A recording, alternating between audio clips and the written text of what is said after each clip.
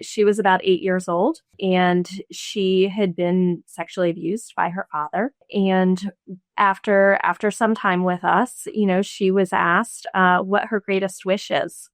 And she said that her greatest wish was for her dad to know Jesus like she does. And so no matter what trauma her dad put her through, that she had come to forgive him, and she had come to have the same wish, the same dream for him of coming to know Christ, because she had found that relationship to be very healing for herself. Your organization is known worldwide, and we certainly appreciate every facet that you do. I do believe in what you're doing because I've seen it in my family. I'm so excited about all the things that, Robert, you guys do with Classical Conversations. It's been a huge blessing for our family. Grateful for the work at Classical Conversations. You're a leader, and you have been in this movement for a long time. We love Classical Conversations. I do feel like I have a debt of gratitude to you, your family, all of CC, for just the fruit that has come from CC. I appreciate all that you guys do, both through this wonderful podcast and also through Classical Conversations, which I am convinced is the best education resource out there. Thank you very much for all that you do for the cause of Christ and for our families and for our children. Really, really appreciate it. Hey everyone, welcome to another informative episode of Refining Rhetoric, and I'm excited to be talking with Rachel Davidson today. She's the Chief Operating Officer at Kids Alive International, bringing over 20 years of leadership experience in child advocacy, legal systems, and organizational operations. Her career includes roles as attorney for children in foster care, director of Georgia's Office for Child Advocates, juvenile court liaison, and juvenile court judge pro tem. And she has an expertise in policy development, legal advocacy, and systems leadership. Rachel helps guide Kids Alive global operations with a focus on justice, dignity, and an effective care. And she's got a JD MBA from Stenson University College of Law and a BA in business from the University of Florida. So go Gators. Yay, go Gators. Rachel, welcome to the show. Thank you so much for having me. And yes, go Gators all day long. The former president of the Florida, I know he Ben Sass. He's I know everyone's praying for him with his cancer, but he was they did Classical Conversations for a while, and of course he's a former senator. So just our prayers for him right now and his family. But so talking about a really heavy subject today, and one that you've been involved in for quite some time. I know I've seen some statistics, and I'll probably be directionally accurate, but not precise, where something like in the U.S. in federal prison, like 50 or 60% of those inmates were in the foster care system. We know that the least of these are, individuals that lives that we should be protecting as a society and as Christians, and those things. So, I just want to hear from you, like what is Kids Alive's mission? Is it mostly domestically based? It's Kids Alive International, internationally based, and just give us a little overview before we jump in. Yeah, so Kids Alive has been around for more than 100 years, and we originally actually started in China with a missionary couple from rural Georgia. And their intention was to plant churches in China. And they got to China and they realized that the Chinese people were quite capable of planting their own churches. And they also understood that God had a different calling for their lives, and that was to really help children and the widows and those who had been marginalized and did not have resources. And so, of course, that they wanted to teach the gospel. However, they also understood that they needed to meet basic needs so that that people could understand and appreciate, be open to hearing the gospel. And so anyhow, that was our beginnings. And so that's essentially where we are today, is that we are looking to meet children and vulnerable children, vulnerable families where they are, and looking to heal traumas that they have endured. And so we are based in 7 countries. And so that includes Peru, Guatemala, Haiti, Dominican Republic, Kenya, Zambia, and Lebanon. And we're headquartered, of course, in the U.S. And while we would be open to getting into some domestic operations, at the moment that we are currently operating internationally in those countries, and so working essentially along the continuum. As it relates to child abuse and neglect. So prevention all the way to intervention, restoration, and advocacy. And looking to help children and families thrive. What is the scope of your work? Like, are you trying? I mean, it sounds like you said along the continuum, but is there like a sweet spot where you're really focused on prevention, or is it more on the trauma side? And is there like a specific scenarios that your organization is more focused on than others, like sexual abuse as opposed to maybe starvation issues or food accessibility? Sure. Yeah, that's a great question. I think we have developed and are further developing a specialization when it comes to child sexual abuse. And so, of course, this is a really heavy topic. It is a hard topic. It is complex, and that we continue to learn, but we're also looking to share what we have learned, and so. When it comes to child sexual abuse, you don't always know when you first encounter somebody if they have endured sexual abuse. It's not something that people necessarily advertise, and so anyhow. But we know that there are a lot of red flags. There are risk factors, and so when we encounter vulnerable children and vulnerable families, that we know that there is a possibility that sexual abuse could be a part of their experience, but we are looking to intervene as early as possible to prevent that abuse from happening. But if it has happened, then we're looking to promote the healing and the restoration that they need in order to be healthy, and we do that with really the biblical foundation of helping people understand who God is, and how He sees them, and so that they can come to know Him in the ways that we know Him, and that He can also help promote their healing in line with the professionals that we have on our staff. Now, like in the United States, you hear a lot of kind of like this idea of atheists or people who like turn from God because they see how, why'd God allow this, or they blame Him for the evilness on this planet. The exact opposite of what Job did. But on the international front, as you're sharing Jesus with these individuals who are going through a traumatic, is it something that you see them kind of relieved and understanding it for the first time, or is there kind of well, why did God allow this to happen to me type mindset that we see kind of like pervasive here in the U.S.? As you can imagine, that there, of course, are a variety of responses, right? And people sort of process these events differently. And so, of course, we have responses that run the gamut. However, I was just in Zambia back in December, and had one of our caregivers ask me. She's part of one of our residential homes, and she asked, "What do I say to kids when they ask, why did God let this happen?" And so, that of course is a really hard question to answer.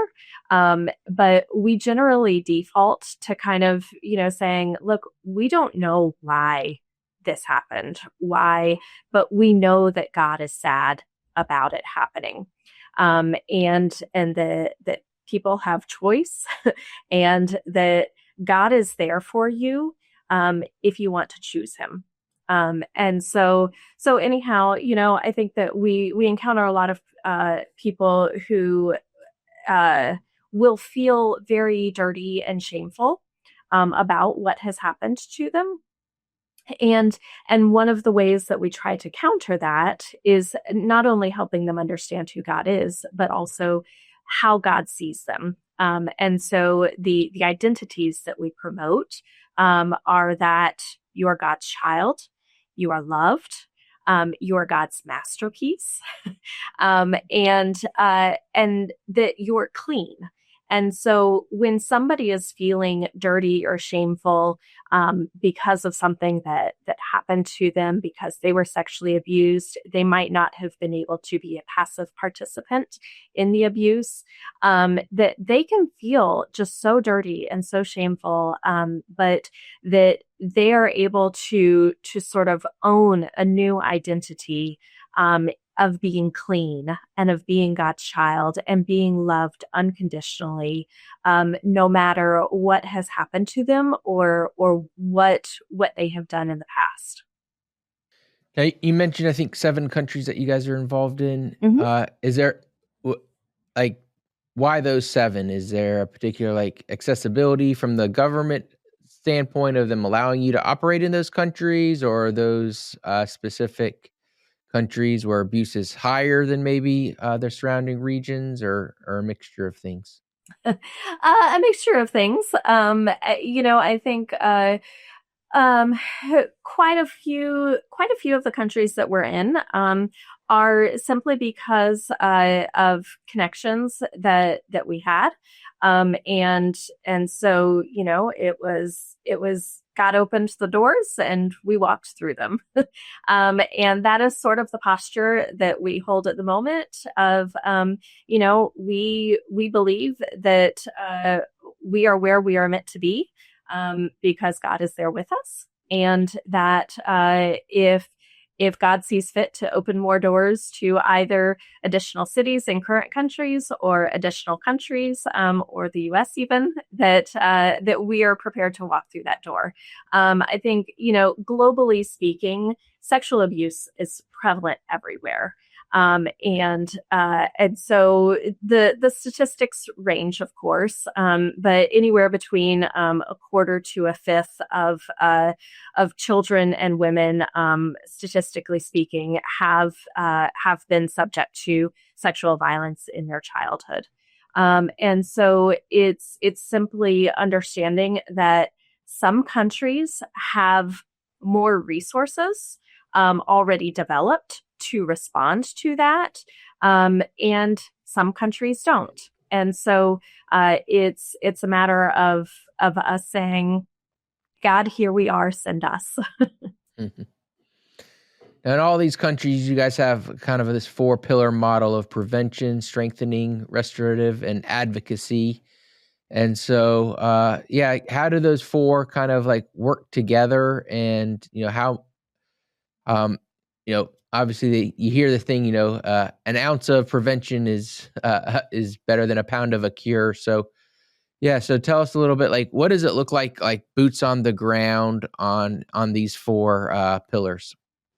Sure. So, I think, the impact of child sexual abuse, and frankly, any what is called an ACE, an adverse childhood experience, that those have long lasting impacts on the individual, as well as families, communities, and systems. And so where of course we see prevention is key.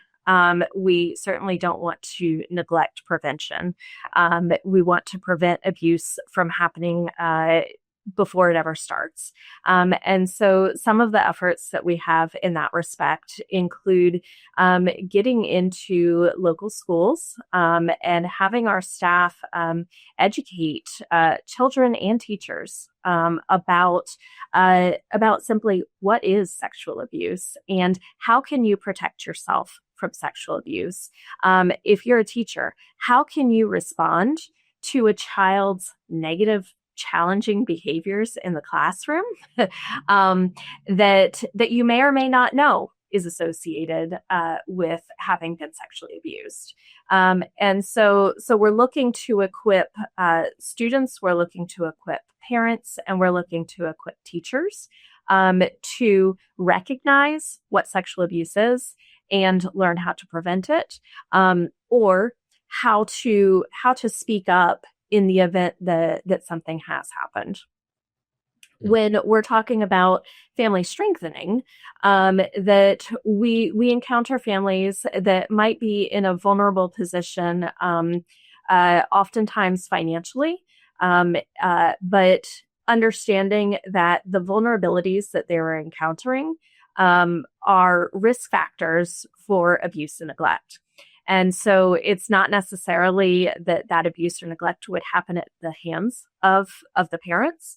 But say, for instance, that a parent has to leave the home all day long in order to go make a living. And then the child does not necessarily have a somebody to supervise and care for them. And there might be a neighbor who takes advantage of that. And so we're looking to figure out, okay, what plans can we help put in place for this parent to make sure that this child has adequate supervision and protection? Because the parent is willing, they just don't necessarily have a network of support to make sure that they're able to protect their child in their absence. And so that might look like getting a family connected to a local church.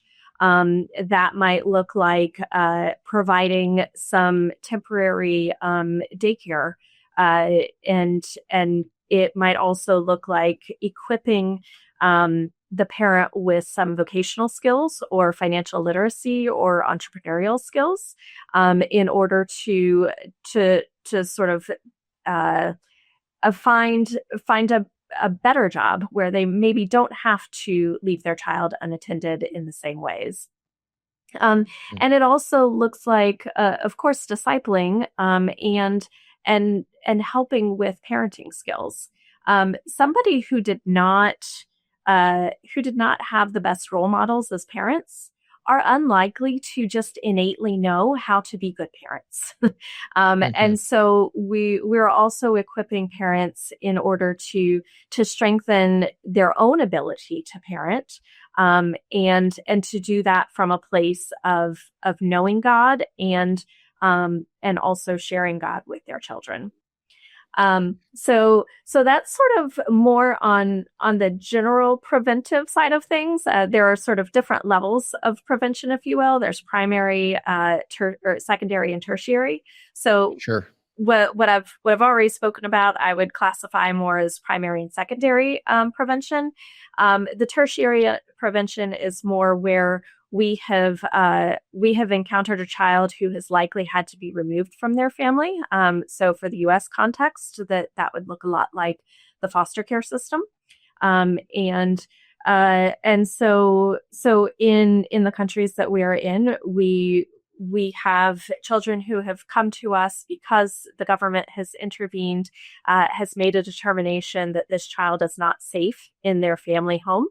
And so then that is where we have residential homes, or that we are looking to help get a child into a foster home or in the home of a relative or fictive kin, so somebody that is like a relative.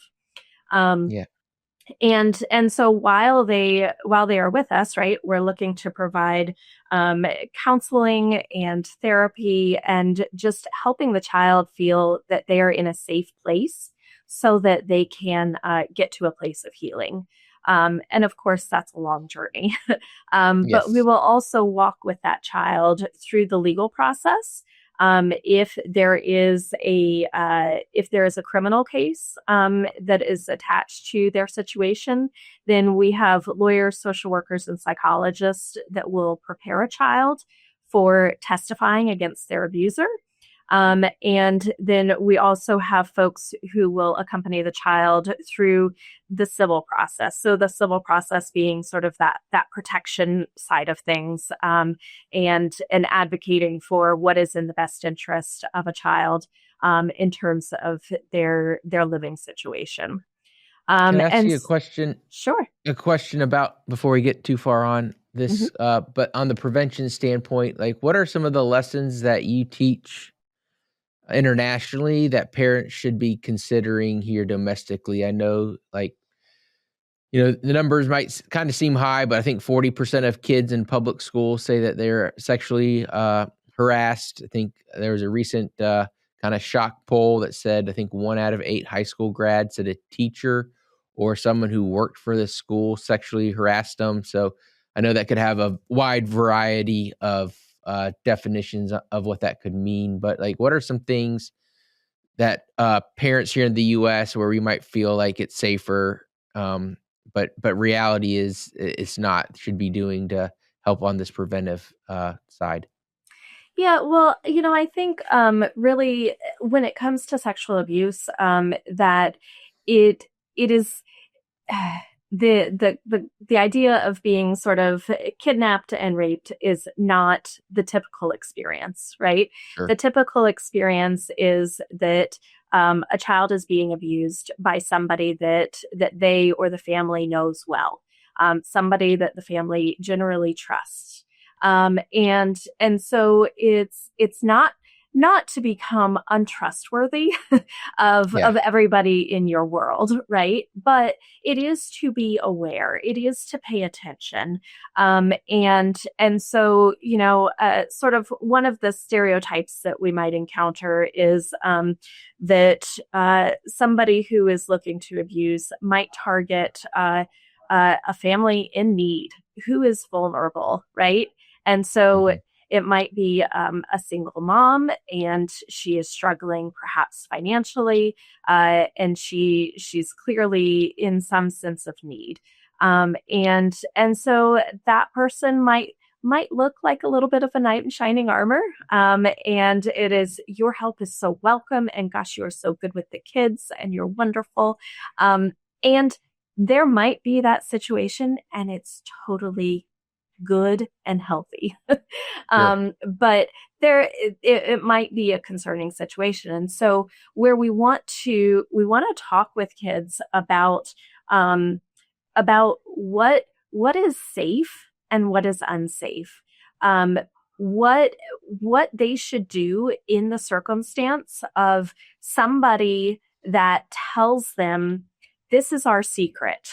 I think as a family, we want to make sure that there are no secrets, that we are not necessarily forcing our kids to hug or kiss somebody that we think is safe, because that person might not be safe for that child, and we just might not know it at that stage. But we also want to empower them to have control over their own bodies.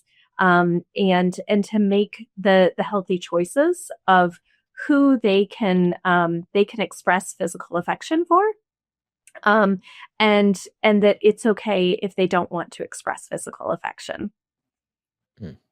Yes, that's good tips. Yeah. So on the strengthening sides, so like from like a boots on the ground, do y'all have like a facility and there's like people coming to it and there's kids staying at it, and like, is it all professional, or do you guys have volunteers that come in like from churches or different groups that can come help? Sure. So we have a few main sort of building structures, if you will. So we do operate some schools. We do operate some. We call them care centers. Kind of think of it as like a community center. And then we also operate some residential facilities. So kind of a residential group home kind of a concept. And so yeah, in the schools are of course day programs, and the community centers are also day programs. The residential facilities are operated 24/7, 365. Our goal for those is for kids to be with us for the shortest amount of time possible in a residential facility, and to move them as quickly as possible to a family setting. So the foster care systems in these countries are not nearly as well developed as the U.S. foster care system is. Knowing, of course, the U.S. foster care system is far from perfect, but there and also in the U.S. that there are not enough foster homes for the number of children that are in need of one.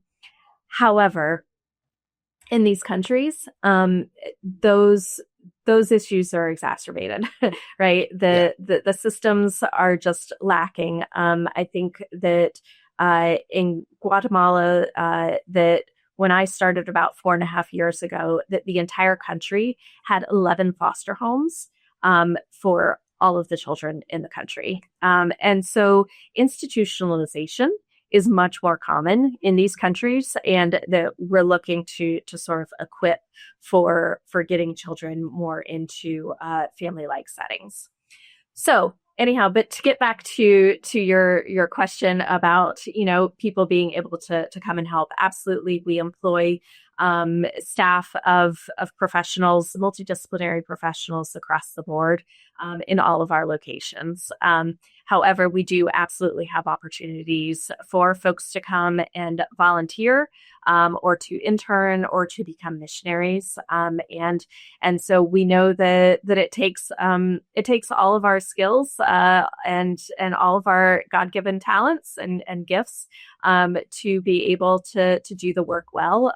And so we are always open to having whatever support and help God opens the doors to. Hey everyone, quick interruption to tell you about our awesome sponsor, Worldview Academy. Students call Worldview Academy the best week of their lives. Through week-long summer leadership camps for teens, Worldview Academy trains Christians to think and live in accord with the biblical worldview so they can better serve Christ and engage the culture around them. Worldview Academy reinforces what students are learning at home and at church and trains this generation to apply that knowledge to the challenging cultural issues they're facing. To find a camp near you or learn more about Worldview's weekend conferences and other resources for family, visit www.worldview.org. That's www.worldview.org. Now let's get back to the show. I know you got the 4 pillars, but the other one I wanted to talk a little bit on too is the restorative care and healing. Like that seems to be, all of us have to go have things happen, and hopefully, most of us are, I don't want to say blessed, but avoid some of these more traumatic episodes. But many of us won't. So, what are some of those key things on restorative care and healing that you do, and what are some of the maybe things we should think about as parents as our kids go through life, and hopefully they don't have anything this dramatic, but they'll have something that they need restored from. Yeah. So, when we talk about restorative care and healing, right, we're talking about the impacts of trauma and how that affects us. And so you and I could have been traveling in the same car and wind up in a car accident. One of us walks away with no trauma whatsoever, at least that we can identify, Right. As far as the impacts. The other one of us might be scared to get back in a car ever again, right? And so we all react differently to trauma, no matter what we might objectively define as big trauma or little trauma, right? Sure. And so I think that it's really about looking to what is behind the behavior, because oftentimes we see that trauma is expressed in a child's behavior, and so it's trying to understand what's really going on, that this child is not their behavior. And so I think that this really lines up similarly to how we see Jesus having looked at the heart of the matter.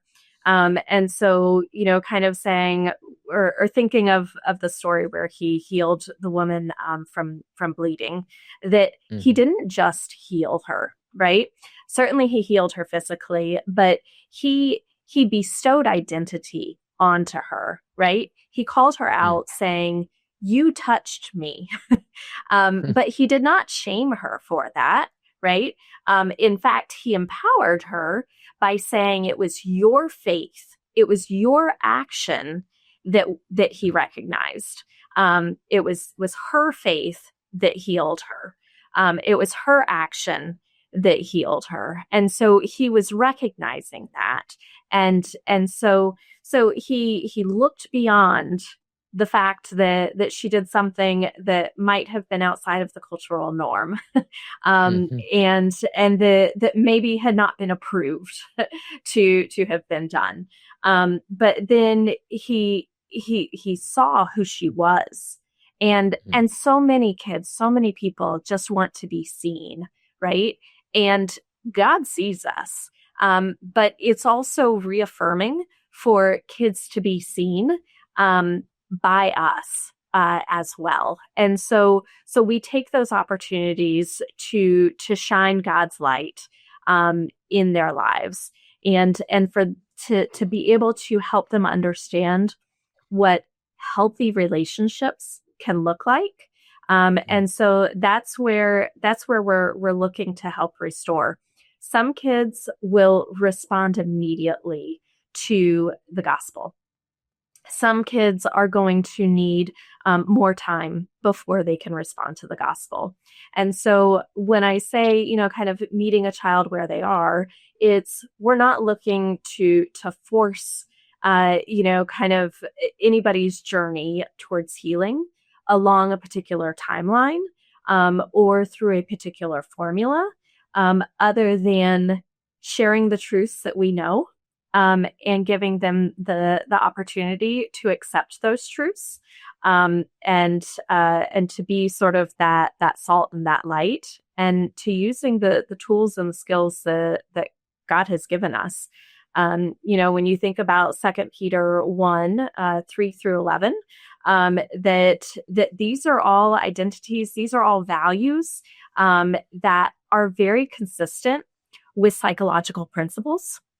So thinking of something that's referred to as cognitive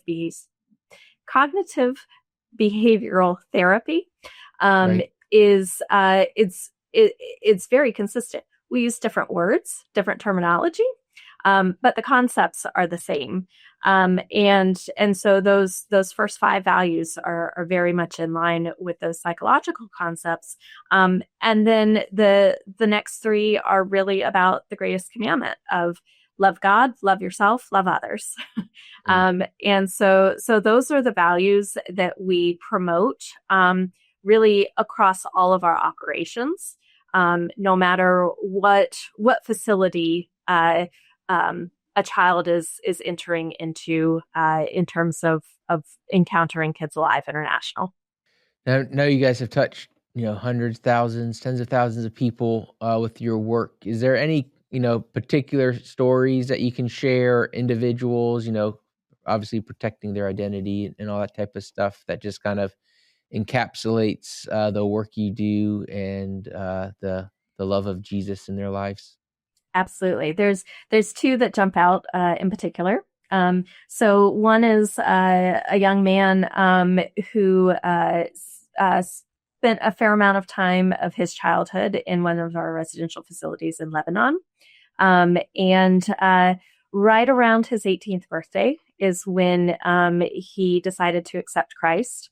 And he comes from a Syrian background, a Muslim background, and still has contact with his biological parents, and knew that if he were to make this decision to accept Christ, that was going to have some serious ramifications in his family life.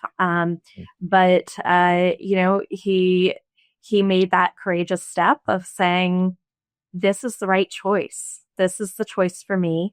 And God has always been there for me. And I am also hopeful that my parents will come to know Christ because I have made that decision. And so I get goosebumps even like, sort of sharing it now. Yeah. But yeah, so I think that one was really incredible. The other one that impacts me so much, even though I did not have personal contact with this girl, she was about 8 years old, and she had been sexually abused by her father. And after some time with us, she was asked what her greatest wish is.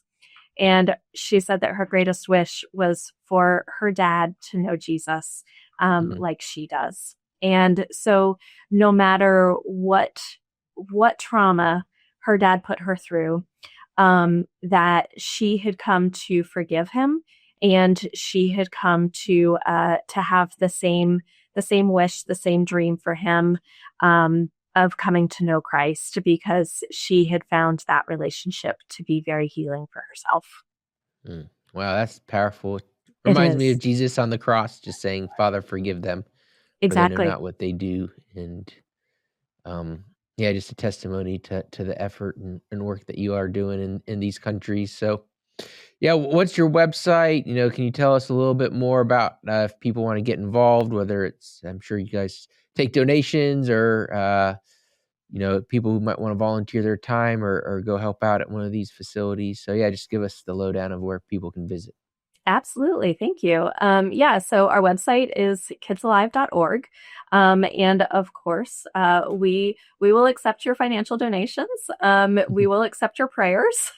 And we will also accept your time. And so we do offer opportunities, like I said, for folks to get out to our countries, to visit, to support. As you can imagine, that this is really hard work. It takes its toll on all of the staff. And so, we particularly get excited about folks who have the capacity to pour into our staff, to help replenish them, refuel them.